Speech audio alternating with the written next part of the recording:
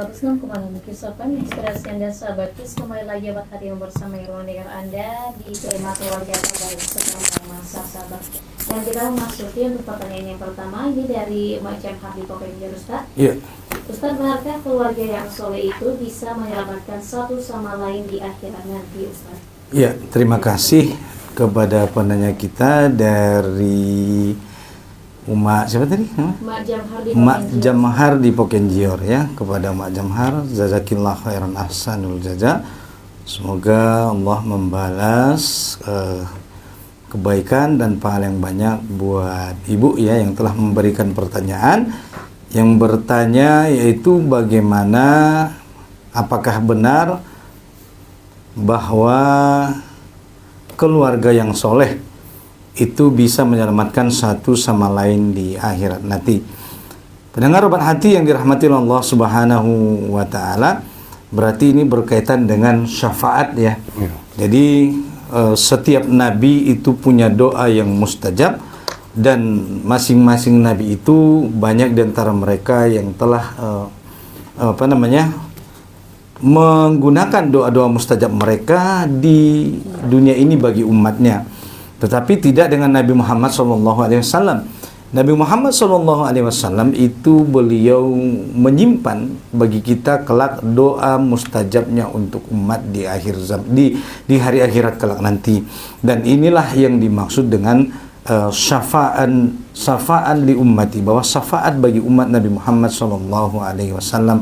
Oleh karena itu, pertanyaan dari Mak Jamhar yang bertanya tentang apakah keluarga yang soleh nanti bisa menyelamatkan satu sama lain, maka ini juga sesuai dengan apa yang disampaikan oleh Allah dari surah Ar-Ra'du ayat 23, surah At-Tur ayat 21, dan surah Al-Ghafir ayat 8, di mana di dalam surah Ar-Ra'du Allah Subhanahu wa Ta'ala berfirman, dan mereka yang beriman masuk ke dalam surga Adnan, yang mereka masuk ke dalamnya bersama-sama dengan orang-orang yang soleh dari bapak-bapaknya, istri-istrinya, dan anak cucunya, sedangkan malaikat masuk ke tempat-tempat mereka dari semua pintu. Kemudian di dalam surah Al-Ghafir ayat 8 Allah berfirman, ya Tuhan kami, masukkanlah mereka ke dalam surga Adnan yang telah Engkau janjikan kepada mereka dan orang-orang soleh di antara nenek moyang mereka, istri-istri dan keturunan mereka. Sungguh Engkaulah yang Maha Perkasa lagi Maha Bijaksana. Dan di dalam surah Tur ayat 21 juga Allah berfirman, dan orang-orang yang beriman dan anak cucu mereka mengikuti mereka dalam keimanan, kami hubungkan anak cucu mereka dengan mereka, dan kami tiada mengurangi sedikit pun dari pahala amal mereka. Semua orang bertanggung jawab atas amalannya masing-masing. Maka berdasarkan ayat-ayat ini yang telah Allah sampaikan dalam surah Ar-Ra'du 23, Al-Ghafir ayat 8, At-Tur ayat 21, maka ini dengan jelas menggambarkan kepada kita bahwa orang-orang soleh itu kelak juga bisa yaitu mensyafaatkan daripada anggota-anggota keluarganya, tentunya ini dengan atas seizin daripada Allah Subhanahu wa Ta'ala. Kalau ayah ibunya beriman, kakek neneknya beriman, maka begitu juga dengan anak-anaknya beriman, maka insya Allah mereka kelak semua akan dikumpulkan kembali oleh Allah Subhanahu wa Ta'ala di surga kelak nanti.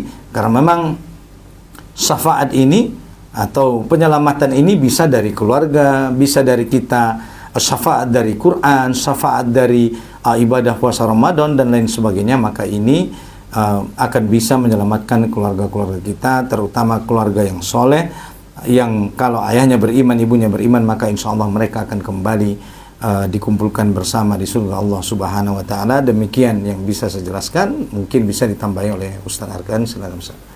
Ya, terima kasih Ustaz Maratua, Mbak Elisa, sahabat KIS dimanapun Anda berada.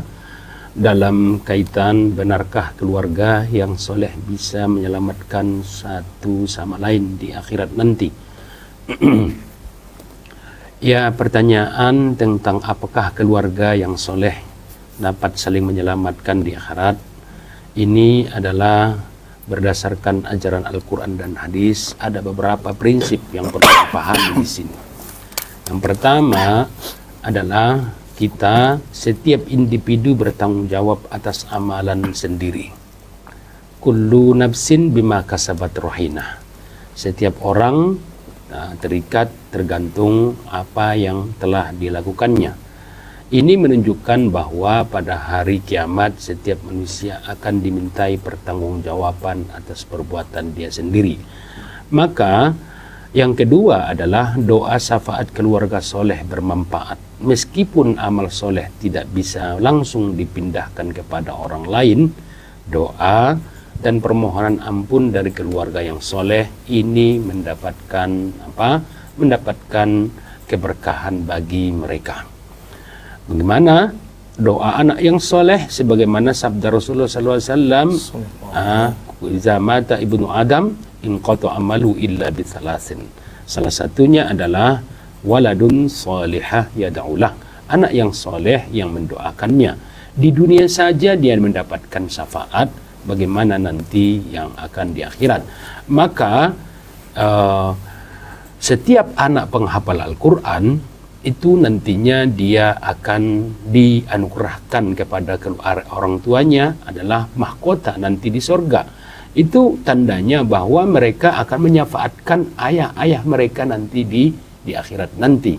Mereka akan mendapatkan keberkahan dari anak-anak itu, dan ayah yang soleh juga akan memberikan syafaat juga nantinya kepada anak-anaknya. Jadi sebagaimana yang tertulis di dalam surah Al-Kahfi, wa kana al-jidaru li gulamaini yatimaini wa kana abuhuma salihah. Jadi dua dinding yang ingin roboh yang ada yang dibangun oleh Nabiullah Khidir dan Nabiullah Musa dan Nabiullah Yusa bin Nun, itu mereka bangun karena apa? Dua anak yatim ini adalah dulunya ayah mereka orang yang soleh. Maka ini kan adalah syafaat di dunia juga nantinya di akhirat. Maka yang berhak memberikan syafaat yang pertama nanti di hari kiamat adalah Nabi kita Muhammad sallallahu alaihi wasallam. Tapi amal-amal soleh kita, jariah kita dan lain-lain, dan anak-anak yang kita didik dan diterbiah itu nanti akan menjadi syafaat kita di hari kiamat. Terima kasih. Baiklah Ustaz, untuk pertanyaan yang kedua ini dari Sani di Padang, mohon dijelaskan Ustaz, apa sih Ustaz nilai paling penting dari keluarga Nabi Ibrahim yang patut diteladani oleh keluarga muslim masa kini Ustaz? Ya, terima kasih Mbak Lisa. Izin Ustaz mendahului. Yaitu ada pertanyaan dari Bu Sania ya di ujung Padang yang bertanya tentang mohon dijelaskan apa sih nilai penting dari keluarga Nabi Ibrahim yang patut diteladani oleh keluarga muslim saat ini. Ya, tentunya jawabannya adalah sangat banyak ya nilai penting yang bisa kita ambil untuk pelajaran keluarga kaum muslimin hari ini dari keluarga Nabi Ibrahim alaihissalam, di mana keimanan dan ketakwaan mereka ini telah dipuji oleh Allah Subhanahu wa taala. Bahkan sebagaimana tadi disampaikan juga oleh Tuan Guru kita bahwa salah satu daripada keluarga yang senantiasa didoakan dan disolawati sampai akhir zaman itulah keluarga Nabi Ibrahim alaihissalam. Oleh karena itu salah satu nilai daripada nilai penting yang bisa kita ambil dari Nabi Ibrahim alaihissalam adalah nilai ketauhidan atau nilai keimanan, keyakinan kepada Allah Subhanahu wa taala, karena ini adalah pondasi. Segala sesuatu yang tidak memiliki pondasi maka dia akan mudah roboh. Sebagaimana rumah tanpa pondasi tentunya rumah itu akan mudah roboh juga. Oleh karena itu iman tanpa dilandasi dengan akidah keyakinan yang kuat terhadap keberadaan Allah Subhanahu wa taala, keimanan terhadap keyakinan negeri akhirat, tentulah hidup itu akan menjadi rapuh. Banyak orang hari ini menjalani hidupnya merasa rapuh, merasa ringkih, merasa serba sesuatu ada yang kurang begitu. Padahal mungkin dia cukup secara nilai materi, secara nilai duniawi, tetapi ada satu ruang yang kosong yang tidak bisa ditutup oleh apapun. Itulah nilai akidah, nilai keimanan terhadap Allah Subhanahu wa taala. Oleh karena itu, inilah salah satu penting pelajaran daripada keluarga Nabi Ibrahim alaihissalam adalah bagaimana Nabi Ibrahim alaihissalam menanamkan nilai-nilai ketauhidan, nilai-nilai keimanan kepada kaumnya, ajakan beriman kepada Allah, kepada ayahnya, dan juga menanamkan nilai-nilai akidah dan kebaikan kepada istri dan anak-anaknya. Oleh karena itu Nilai inilah yang patut kita contoh bagaimana agar kita sebagai orang tua di keluarga itu juga tentu harus kuat dan kokoh menanamkan nilai-nilai akidah ini sebagai pondasi di dalam menjalani dan mengharungi rumah tangga. Sebab kalau ruang kosong ini tidak kita isi dengan nilai-nilai ketauhidan, maka generasi akan frustasi, akan mencari kebahagiaan, tidak tahu arah tujuan akan kemana hidup ini berarah dan berakhir. Nah, oleh karena itu sangat penting kita mengajarkan nilai-nilai ketauhidan kepada Allah Subhanahu wa taala, nilai-nilai kesolehan, nilai-nilai keimanan sebagai pondasi di dalam menjalani kehidupan rumah tangga. Maka insya Allah dengan begitu keluarga kita sebagaimana keluarga Nabi Ibrahim AS akan menjadi keluarga-keluarga kaum muslimin yang terbaik sepanjang zaman. Inilah salah satu yang bisa kita jelaskan, yaitu nilai ketauhidan, dan nilai-nilainya insya Allah akan dijelaskan oleh Tuan Guru kita. Silakan Ustaz. Ya, terima kasih Ustadz Maratua dan Mbak Elisa, sahabat KIS yang dirahmati Allah Subhanahu wa taala. Yang perlu kita bangun di dalam dan teladani dari kisah Nabiullah Ibrahim ini, kami sudah sampaikan tadi beberapa contoh apa yang kita bisa ambil di dalam kisah Nabiullah Ibrahim itu.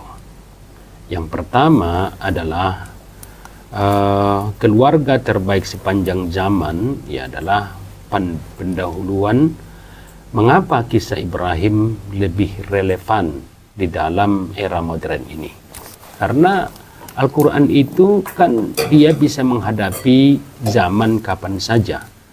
Maka yang pertama yang kita bisa ambil dari keteladanan dari kisah itu adalah nilainya abadi, senantiasa dikenang di sepanjang zaman. Seperti yang disampaikan Tuan Guru kita tadi, bahwa Nabiullah Ibrahim dijadikan adalah panutan mulai dari diutusnya Nabi Ibrahim sampai sekarang. Yang kedua, mencakup spiritual, psikologi dan sosial. Bisa ini juga jadi rujukan bahwa contoh teladan yang diberikan oleh Nabiullah Ibrahim. Adapun yang ketiga, bisa diterapkan dalam berbagai konteks budaya. Jadi dimensi dalam dimensi kita saat ini dalam zaman modern ini adalah warisan yang disengaja bukan kebetulan. Jadi ini warisan yang ini dan bukan kebetulan, bahwa ini adalah warisan yang disengaja ataupun yang diberikan ikhtiar dari Allah Subhanahu wa taala, dibangun kesolehan itu kepada diri kita sebagai orang tua. Lalu apalagi keluarga Ibrahim adalah keluarga yang dikenang karena ketakwaan, bukan karena kekayaan. Jadi Ibrahim dikenang karena spiritual, itu karena kesolehannya. Dan inilah yang perlu kita bangun di dalam keluarga kita. Maka membangun family branding spiritual, ritual harian, tahajud, murajaah dan bertasbih. Inilah yang perlu kita branding ke keluarga kita. Apa branding keluarga Anda? Itulah yang kita buatkan. Baru kalau kita buatkan, jadikan keluarga kita brandingnya keluarga spiritual, maka muncullah dari spiritual itu menjadi intelektual. Apa itu? Jadikan perpustakaan keluarga dengan kitab-kitab tafsir, wajangan-wajangan agama, kitab-kitab tasawuf, dan jadikanlah itu adalah model dan rule bacaan dalam rumah tangga. Jangan cari novel-novel yang sifatnya duniawi dan lain-lain kalau kita ingin membangun family branding untuk zaman modern ini.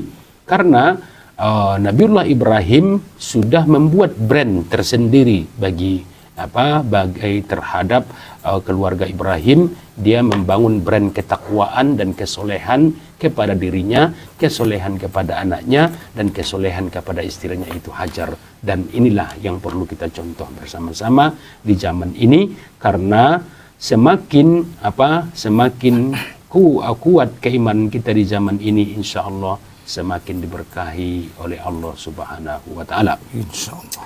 Maka analisa yang perlu kita lihat, al-bala'ul al-mubin yang tertulis dalam surah As-Saffat ayat 106 tadi, itu mempunyai ujian yang bersifat menyentuh hakikat kehidupan. Itu. Yang kedua, mengubah level kesadaran. Yang ketiga, al-bala'ul mubin dalam yang tujuan ayat tadi juga ada meningkatkan ketakwaan. Karena ini bala ini kan bukan hanya ada cobaan yang membuat ketakwaan kepada seseorang atau membuat dia lebih hilang kesadarannya atau keimanannya kepada Allah. Seperti Nabi Ayub, dilakop dia sebagai Awwab. Dia diuji Allah Subhanahu wa Ta'ala 14 tahun dalam sakitnya. Maka dia dijadikan sabar dia terhadap bala dan coba itu, balaul mubin itu dia, maka dijulukilah dia menjadi hamba yang awab. Nabiullah Ibrahim juga dia sadar dia bahwa kecintaan terhadap materi, istri dan anaknya ini jauh harus dikalahkan oleh kecintaan kepada Allah Subhanahu wa Ta'ala. Maka saya sampaikan tadi Ustaz di pembacaan atau pidato pembukaan kita tadi, Ismail yang kita miliki wajib kita taklukkan dengan keimanan kita. Terima kasih. Baiklah Ustaz, untuk pertanyaan yang berikutnya ini dari hamba Allah di Palopat. Benarkah Ustaz, apakah semua orang tua wajib ditaati bahkan jika mereka tidak adil, dan apakah orang tua berdosa jika pilih kasih pada anak-anaknya Ustaz? Ya, izin Ustaz. Ya. Dari hamba Allah Subhanahu wa Ta'ala di Palopat yang bertanya tentang apakah semua orang tua wajib ditaati.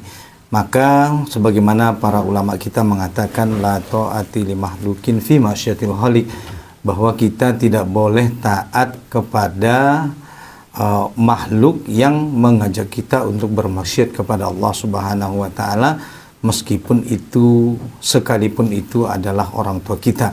Oleh karena itu, selama orang tua kita tidak memerintahkan kita bermaksiat kepada Allah, melanggar apa yang diperintahkan oleh Allah Subhanahu wa Ta'ala, maka kita wajib taat kepada orang tua itu. Kemudian kalau ada misalnya orang tua yang berlaku tidak adil, sebagaimana yang ditanyakan di sini, apakah orang tua wajib ditaati bahkan ketika orang tua itu tidak adil? Sebagaimana tadi dijelaskan juga oleh Ustaz Arkan bahwa kewajiban kita adalah wabil walidaini ihsana, bahwa kita diperintahkan berbuat baik kepada orang tua kita. Sebagaimana tadi Nabi Ibrahim, walaupun ayahandanya tidak mau beliau ajak untuk mengesahkan Allah, mengagungkan asma Allah Subhanahu wa Ta'ala, menerima nilai-nilai tauhid, tetapi Nabi Ibrahim alaihissalam tetap mengucapkan sa'astaghfiruka di Rabbik, bahwa aku akan memohonkan ampunan bagimu untuk Allah Subhanahu wa Ta'ala. Beginilah salah satu sikap terbaik dari seorang anak kepada ayahnya yang telah dicontohkan oleh Nabi Ibrahim alaihissalam. Maka kita pun juga sebagai anak-anak dari orang tua kita, mari kita meniru bagaimana akhlak Nabi Ibrahim kepada ayah beliau tercinta. Walaupun ayah beliau tercinta itu, ayah Nabi Ibrahim itu tidak mau beriman dan mengesahkan Allah Subhanahu wa Ta'ala, tetap kita mendoakan dan memohonkan kebaikan bagi mereka. Inilah sikap seorang anak sejati, sikap anak yang soleh kepada orang tua. Oleh karena itu, seorang anak apabila orang tuanya dia memerintahkan kepada bermaksiat kepada Allah, maka tidak boleh dia mentaati. Kemudian pertanyaan kedua, apakah orang tua berdosa jika pilih kasih kepada anak-anaknya? Maka ini nanti kita bisa mengambil hikmah daripada kisah Nabi Yakub dan Nabi Yusuf alaihissalam, bagaimana mereka dengan saudara-saudaranya karena ada kecemburuan antara anak-anak daripada Nabi Yakub terhadap Nabi Yusuf, dan ini akan dijawab oleh Ustaz Arkan. Silakan Ustaz. Terima kasih. Terkait masalah apa tadi? Orang tua apakah berdosa jika pilih kasih? Ya, orang tua kepada apakah anak-anak berdosa pilih kasih? Dalam hal ini ya, karena ada yang di dalam Al-Quran ada kisah yang kita patut kita contoh, yaitu kisah Nabiullah Yakub alaihissalam dengan anak-anaknya. Maka keluarga ini adalah contoh teladan juga selain daripada keluarga Nabiullah Ibrahim alaihissalam.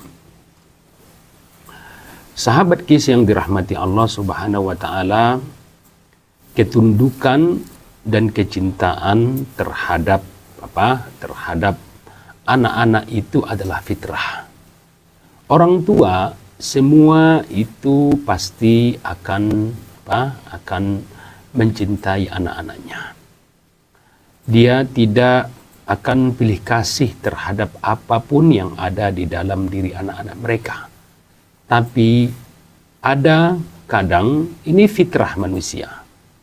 Seperti saat Nabiullah Yusuf alaihissalam menyampaikan kepada ayahnya saat beliau bermimpi, ya abati inni ra'aitu ahada asyara kawkaban wasyamsa wal qamar ra'aituhum li sajidin. Wahai ayahku, saya melihat ada 11 bintang dan 2 bulan dan matahari, mereka sujud kepadaku. Inilah yang menandakan bahwa Nabi Yusuf alaihissalam ada kelebihan di dirinya. Kelebihan di sini bukan berarti kelebihan harta. Kadang kita di zaman modern ini kita lebih cinta kepada anak dan membedakan anak yang satu daripada anak yang lain karena berbeda level kehidupan. Duniawi loh Ustaz, bukan ukhrawi. Nah, Nabiullah Ya'qub alaihissalam di sini adalah dia lebih mencintai Yusuf karena dia lebih dekat ketaatannya kepada Allah. Lebih dia memilih prioritas kepada Yusuf, bukan itu. Dan ini bukan berarti salah satu dosa. Bukan berarti bahwa orang tua ini zalim terhadap anaknya. Mereka cinta kok. Dan semuanya, Benyaminnya dicintainya, Yahudanya dicintainya, semuanya, semua anak-anaknya dicintainya. Jadi ini adalah ujian juga bagi anak-anak, ujian bagi orang tua. Inna amwalukum wa auladukum aduwwun lakum fahzaru. Sesungguhnya keluarga dan anak-anak kalian, harta dan anak-anak kalian adalah musuh yang nyata bagi kalian, maka berhati-hati terhadap keduanya. Nah, di contoh daripada yang disampaikan Al-Quran itu bahwa Yusuf alaihissalam adalah anak yang paling dicintai oleh Nabiullah Ya'qub karena ketaatan kepada Allah. Ini kuncinya. Ini yang perlu kita garis bawahi. Setiap kita, jangan kita memberikan kecemburuan sosial terhadap anak karena faktor level yang berbeda, level duniawi yang berbeda di diri mereka, dan insya Allah kita tidak termasuk orang-orang yang zalim terhadap anak-anak kita. Terima kasih. Baik Ustaz, untuk pertanyaan yang berikutnya ini Samson dipersalahkan. Nah Ustaz, bagaimana pandangan Islam tentang kekerasan dalam rumah tangga Ustaz? Iya, terima kasih Mbak Lisa yang bertanya dari pendengar kita Obat Hati, bagaimana pandangan Islam terhadap kekerasan di dalam rumah tangga. Pendengar Obat Hati yang dirahmati Allah Subhanahu wa taala, kami jawab singkat saja karena waktu juga sudah sebenarnya ini sudah lewat ya. Jadi di dalam surah An-Nisa ayat 34 Allah Subhanahu wa taala dengan jelas mengatakan bahwa wallati tahafuna nusujahunna fa'idhuhunna wahzuruhunna fil madadi wadribuhunna fa in ata'nakum fala tabghu 'alaihinna sabila innallaha kana 'aliyan kabira. Yang artinya adalah wanita-wanita atau perempuan-perempuan atau istri-istri yang kamu khawatirkan akan nusus atau membangkang kepada suami, maka hendaklah kamu beri nasihat kepada mereka.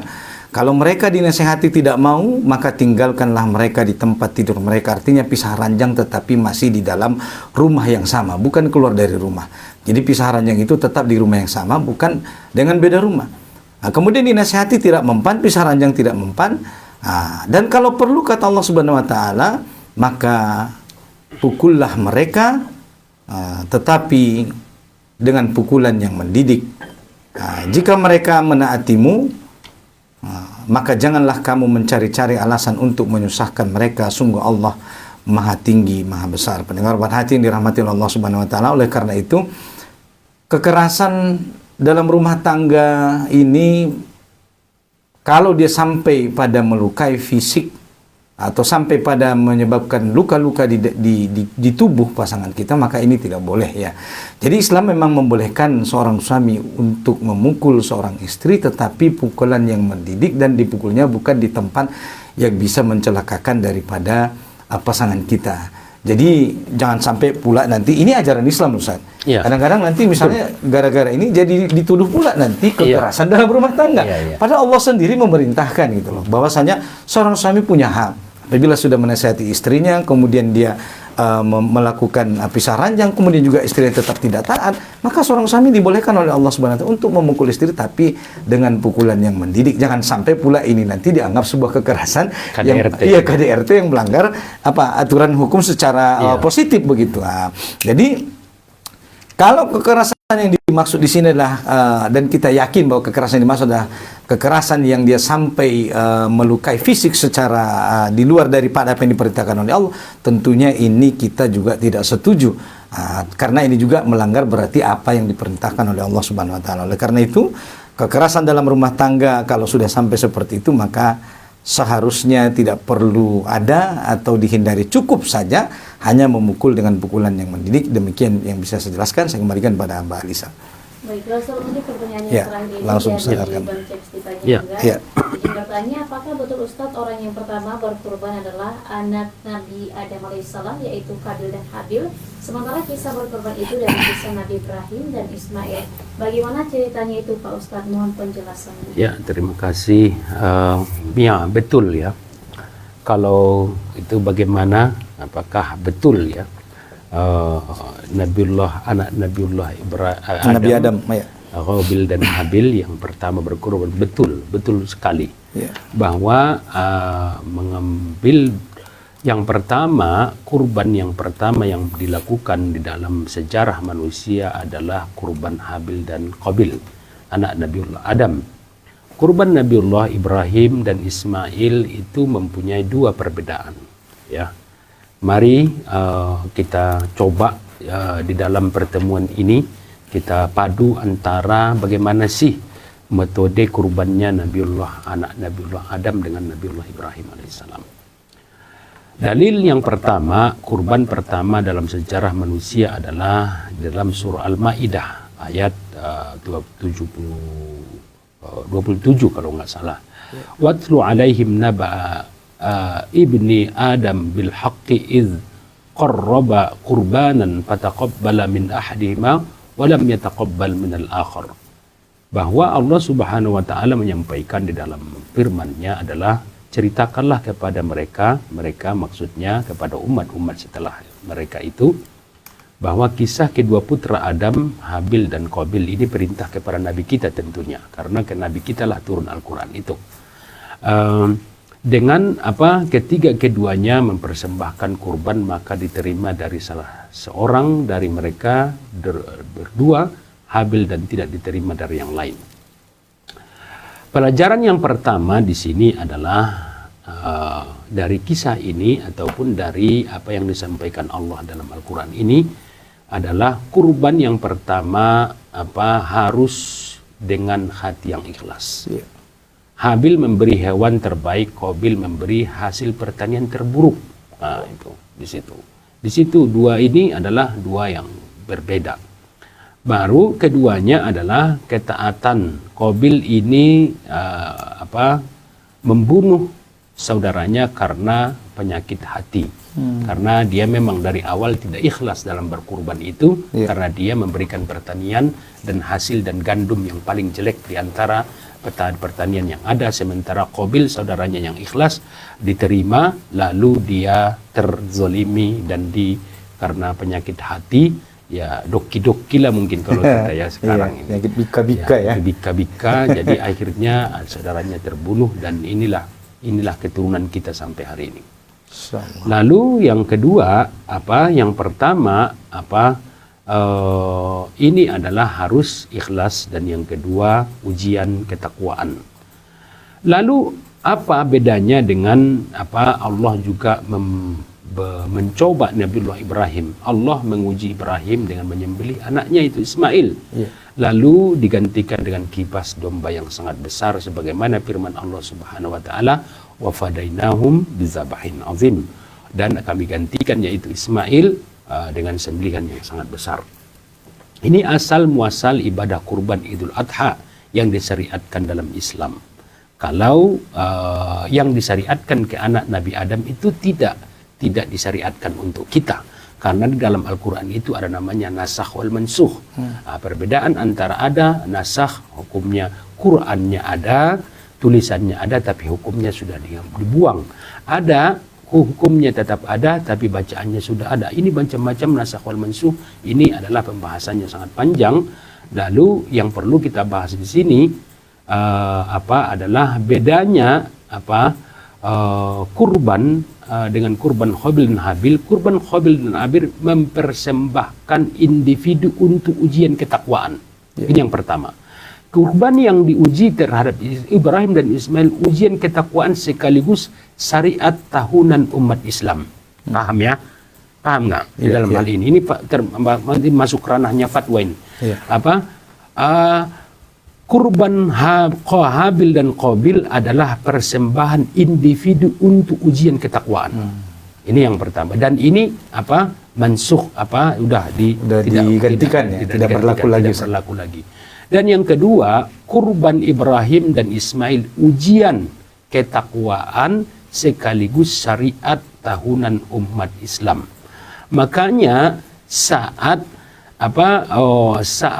sebelum turunnya wahyu syariat Islam kepada Rasulullah SAW, yaitu Muhammad SAW, itu dia mengambil hukum-hukum syariat Ibrahim, suhufi Musa, suhufi Ibrahim wa Musa. Maka Ibrahim syariat-syariat ummah, Musa lah yang paling dekat kepada kita melalui Ismail, dan Ismail kepada Nabi kita Muhammad SAW, karena Ismail lah akhirnya menurunkan keturunan Arab dan akhirnya muncullah namanya kabilah Quraisy Bani Adnan di negeri Hijaz. Inilah yang perbedaan antara keduanya. Kesimpulan, benar bahwa kurban pertama dalam sejarah dilakukan oleh Habil dan Qabil. Kurban Idul Adha yang kita lakukan sekarang berasal dari kisah Nabiullah Ibrahim dan Ismail. Kedua kisah mengajarkan ketaatan, keikhlasan, dan pengorbanan demi Allah Subhanahu wa ta'ala. Semoga pertemuan kita ini pertemuan yang diridhai oleh Allah Subhanahu wa ta'ala. Amin ya rabbal alamin. Baik, Ustaz, mungkin untuk terakhir kesimpulan dari tema kita pada sore hari ini, sekalian closing. Terima kasih Mbak Alisa. Izin Ustaz mendahului closing statement. Dengar Bahan Hati yang dirahmati Allah Subhanahu wa taala, walaupun mungkin dalam keadaan mati lampu ya, kami tetap ingin meng-closing daripada program Obat Hati kita ini. Mudah-mudahan kita bertemu di minggu depan sebagaimana tema kita tadi, keluarga terbaik sepanjang zaman, yaitu berdasarkan dalil Quran surah Al-Mumtahanah dan Quran surah As-Saffat ayat 105-106. Oleh karena itu, ambillah hikmah, ambillah iktibar daripada manusia mulia yaitu Nabi Ibrahim alaihissalam, kakek daripada Nabi Muhammad SAW, dan ambillah juga iktibar daripada Nabi Muhammad SAW. Maka dua keluarga ini adalah teladan sepanjang zaman yang tidak ada cacat celah di keluarga mereka. Mereka mengajarkan kepada kita nilai-nilai keimanan, nilai-nilai ketauhidan, nilai-nilai ketauhidan, dan nilai-nilai lebih mengutamakan cinta kepada Allah daripada cinta kepada selain Allah Subhanahu wa taala. Maka inilah yang akan menjadi teladan bagi kita sepanjang zaman. Mudah-mudahan kita dan anak-anak kita semua adalah anak-anak yang beriman, bertakwa kepada Allah Subhanahu wa taala. Ya, insyaallah keluarga kita juga akan menjadi keluarga terbaik sepanjang zaman. Insyaallah, amin ya rabbal alamin. Demikian, barakallahu fikum. Dari saya, assalamualaikum warahmatullahi wabarakatuh. Ya, terima kasih Ustadz Maratua, Mbak Elisa. Tidak terasa sudah melewati waktu kita ini. Alhamdulillah, saya ingin menyampaikan di terakhir ini, mari bangun keluarga As-Saffat di generasi kita. Masya Allah. Generasi As-Saffat maksudnya karena di dalam pertemuan ini kita sangat banyak membahas mengenai ayat As-Saffat 105, 106. Maka apa generasi As-Saffat itu? Tunduk hanya kepada Allah, bukan pada gemerlapnya dunia. Masya Allah. Kedua, kokoh dalam iman seperti batu karang di tengah badai. Meninggalkan jejak ketaatan, bukan sekedar harta atau popularitas. Allah berfirman, sesungguhnya orang-orang yang selalu bertakwa berada dalam naungan rahmat yang teduh dan mata air yang jernih.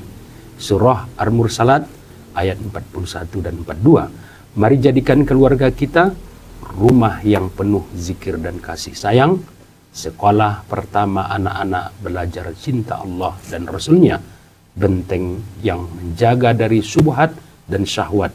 Dunia ini sementara, tapi amal soleh adalah warisan abadi.